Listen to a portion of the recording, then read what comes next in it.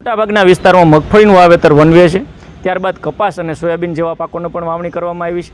આમ તો આ વાવણીને હું માનું છું કે ત્યાં સુધી 7 જુલાઈ સુધી જે વાવણી થઈ છે એને લેટ ન કહી શકાય, મધ્યમ સમયસરની વાવણી કહી શકાય. પરંતુ હવે પછી જો જે વિસ્તારમાં વરસાદ નથી અથવા વાવણી બાકી છે અને ત્યાં વરસાદ પડે તો 10-15 જુલાઈ પછીનો જે સમયગાળો છે એને આપણે લેટ વાવણી કહી શકીએ. આ વાવણી જે છે એ સમયસરની વાવણી છે, પરંતુ હવે જો લેટ વાવેતર કરવાનું હોય તો વેરાયટીઓ ફેરવી પડે.